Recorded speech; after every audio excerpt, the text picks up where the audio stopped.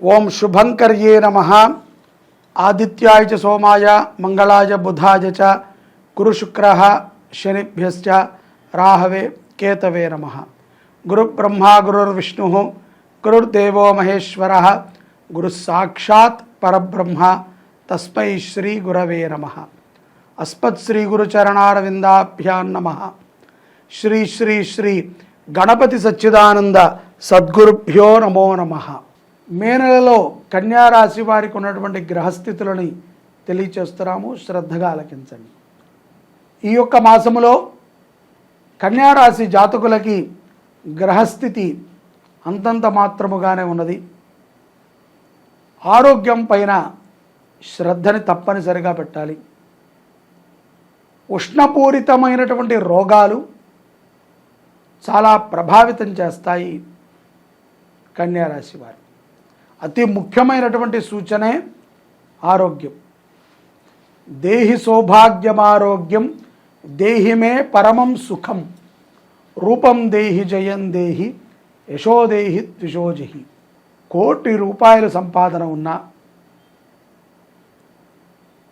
₹1 సంపాదన లేకపోయినా శరీరము ఆరోగ్యం అనేటువంటిదే జీవుడికి ప్రధానమైనటువంటి. అందుకనే అమ్మవారిని మనం కోరాలి, దేవి సౌభాగ్యమైనటువంటి ఆరోగ్యాన్ని ఇవ్వు.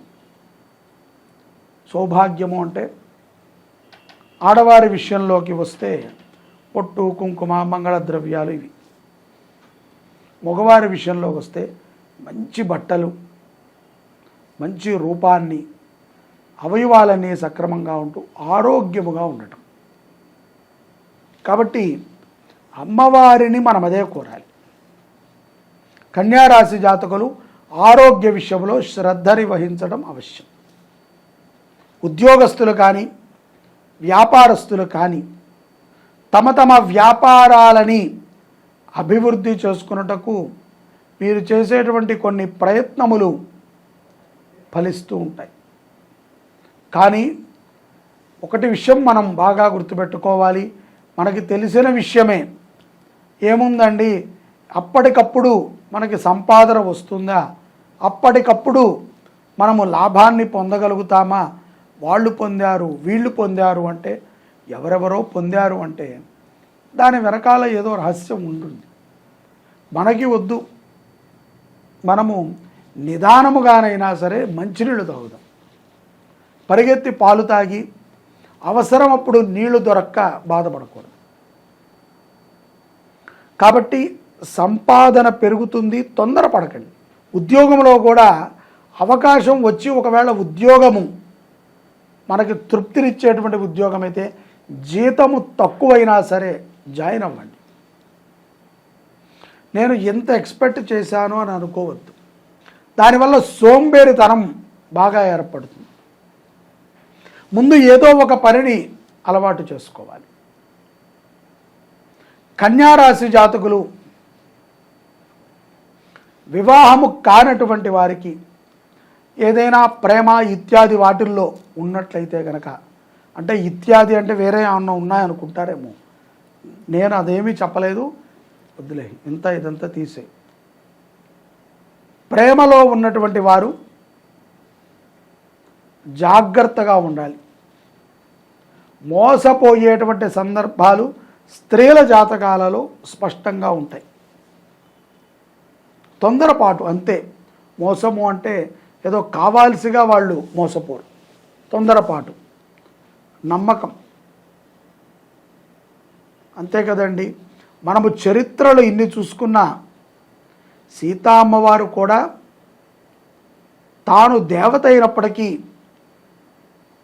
తాను గ్రహించలేకపోయింది రాక్షసుడు వచ్చాడు అని. ఆ సందర్భానికి తాను తల్లి అయిపోయింది. ఆకలి అని వచ్చినటువంటి వాడికి తల్లి అయిపోయి లక్ష్మణుడు గీసినటువంటి గీతను దాటి వెళ్ళి ఆహారం పెట్టడం ద్వారా రావణాసుడు అపహరించుకు వెళ్ళాడు. దేవతే కదండి అని మనం అనుకుంటాం, కానీ ఆ స్వభావము అప్పటికి పనిచేయదు. అలాగే ప్రతి ఆడపిల్ల కూడా మంచిగానే అందరినీ ఇష్టపడవచ్చు, కానీ ఏదో తెలియదు, ఎక్కడో ఎవరో ప్రమాదాన్ని వాటిల్లి ఉంటారు. కాబట్టి తల్లిదండ్రులకి చెప్పి మీ వివాహాలను మీరు చూసుకున్నట్లయితే శుభమైనటువంటి అనుగ్రహాలని కన్యారాశి వారు పొందుతారు. అంతే తప్ప ఏముందిలే నువ్వే నాకు ముఖ్యమని చెప్పి వెళ్ళిపోయి కొంతకాలం తర్వాత తిరిగి వస్తే అది ఆ తల్లిదండ్రులకి చాలా బరువు అవుతుందమ్మా. కాబట్టి ఆలోచనతో నిర్ణయాలని తీసుకోండి. మే 10 తరువాత కన్యారాశిలో ఉన్నటువంటి నిరుద్యోగులకి ఏదో ఒక చిన్నపాటి ఉద్యోగం అయితే దొరుకుతుంది. ముందు జాయిన్ అవ్వండి, శాలరీ అవన్నీ తర్వాత. ముఖ్యంగా పనిని అలవాటు చేసుకోండి. మనం ఇలాగే గనక నాకు ఎంత ఇస్తే అంతకే జీతానికి నేను దిగుతాను, లేకపోతే ఖాళీగానే ఉంటారంటే ఇప్పటికే ప్రపంచ దేశాలలో మనుషులతో పని లేకుండా తమ కార్యక్రమాలన్నింటినీ కూడా యంత్రపూరితంగా నడుపుతున్నారు. అలాంటి స్థితే వస్తే అనేక ఉద్యోగాలు పోతాయి. కాబట్టి మనం చేస్తేనే అవుతుంది అనేటువంటి ఒక దృఢమైనటువంటి నమ్మకం మనకు ఉండాలి. జీతం అనేటువంటిది పరమాత్ముడు మన కష్టానికి తగ్గ ఫలితాన్ని మనకి తప్పనిసరిగా ఇస్తాడు. ఇవ్వకుండా అయితే పోడు. కుటుంబములో ఉన్నటువంటి వ్యక్తులతో కొన్ని విషయాల యందు వాగ్వాదం పెరిగేటువంటి సందర్భాలు ఉంటాయి. మౌనము చాలా మంచిది కన్యారాశి వారికి. అలాగే విందు వినోదాలకి వెళుతూ ఉంటారు, చక్కగా అందరినీ కలుస్తూ ఉంటారు, అందరితో మమేకమై మాట్లాడుతూ ఉంటారు. ఈ సందర్భంగా కొన్ని సందర్భాల్లో జరిగేటువంటివే కన్యారాశి వారికి జరుగుతాయి. ఆ నచ్చకపోవటము, చిరాకు రావటం, ఇట్లా. అలాంటి సమయంలో మౌనంగా ఉండండి. కన్యారాశి వారికి మాసాంతములో జీవిత భాగస్వామితో కూడా కొంత గొడవ వాతావరణం ఉంటుంది. ఉరికినే కదండి, ఏ భార్యాభర్త కొట్టుకోరంటే జుట్టు బీక్కుని కొట్టుకుంటారని కాదు, మాటలతో. అది సహజమైనటువంటి జీవన విధానం. మనకి తెలిసి జీవరాశులలో ఈ విశ్వములో ప్రకృతికి వికృతికి ఎప్పుడూ కూడా సత్ సంబంధములు కొనసాగాలి అంటే ఎక్కడో ఒక చోట గొడవ జరుగుతూనే ఉంటుంది. సభ కోసం నవ్వేవాళ్ళు కొంతమంది ఉంటారు, బంధువుల కోసం నటించే వాళ్ళు కొంతమంది ఉంటారు, కొంతమంది సంతృప్తిగా బతుకుతూ ఉంటారు. అయినప్పటికీ ఈ సంతృప్తిగా బతికేటువంటి వారి మీదకి ఎవరో ఒకళ్ళు పుల్లలు వేస్తూ ఉంటారు. కాబట్టి చిన్న గొడవలని భూతద్దంలో చూసుకోవద్దు. ప్రశాంతమైనటువంటి వాతావరణాన్ని ద్వితీయార్థములో కూడా మీరు పొందగలగాలి.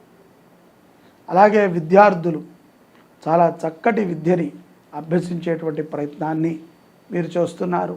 ఆ ప్రయత్నము సఫలమవటానికి ఏకాగ్రతని పెంచే విధముగా సరస్వతీ సూక్తాన్ని వింటూ ఉండండి.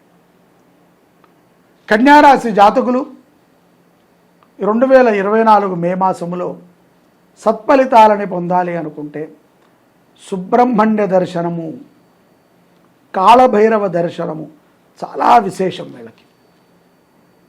అలాగే శని ప్రభావము లేనప్పటికీ కొన్ని దారిద్ర్యాలను అనుభవిస్తూ ఉంటారు. అది శని దారిద్ర్యములాగా ఉంటుంది. అందుకని ఈ యొక్క సుబ్రహ్మణ్య దండకాన్ని చదువుకోవటం మంచిది, విన్నా మంచిదే. ముఖ్యంగా మంగళవారము పూట కందులని దానము చేయండి. కంది పప్పుని అన్నదానములో దానము చేయండి. కన్యారాశి వారు సత్ఫలితాలని పొందుతారు.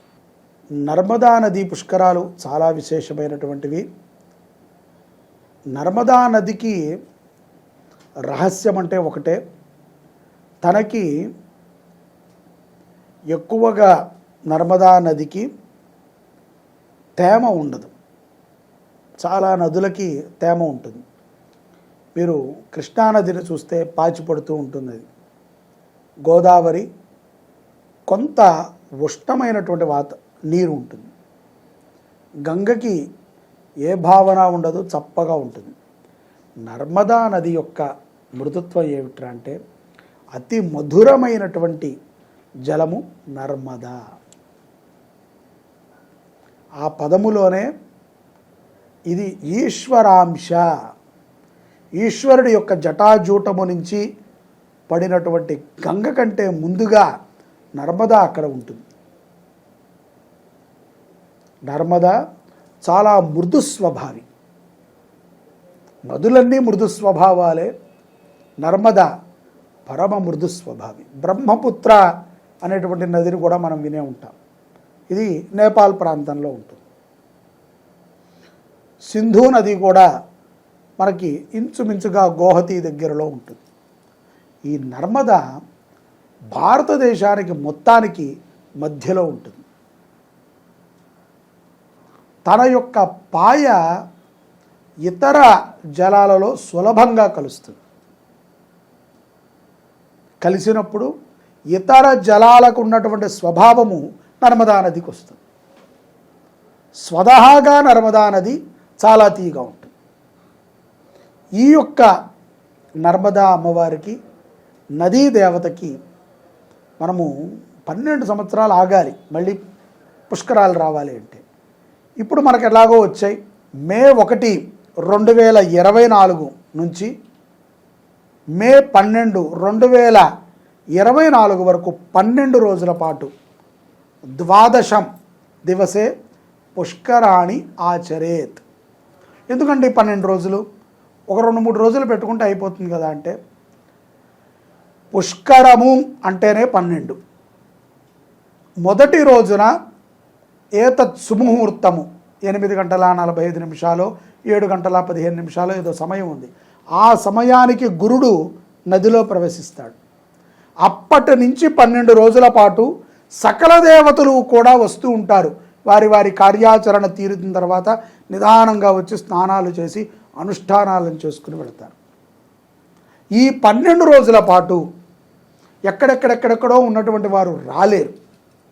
కాబట్టి మనము వారందరి పేరు మీద 27 నక్షత్రాల కోసమని, 9 గ్రహాల కోసమని, అలాగే పితృదోష నివారణ కోసమని మనము నక్షత్రపూర్వక నవగ్రహ రుద్రయాగాన్ని చేస్తున్నాం.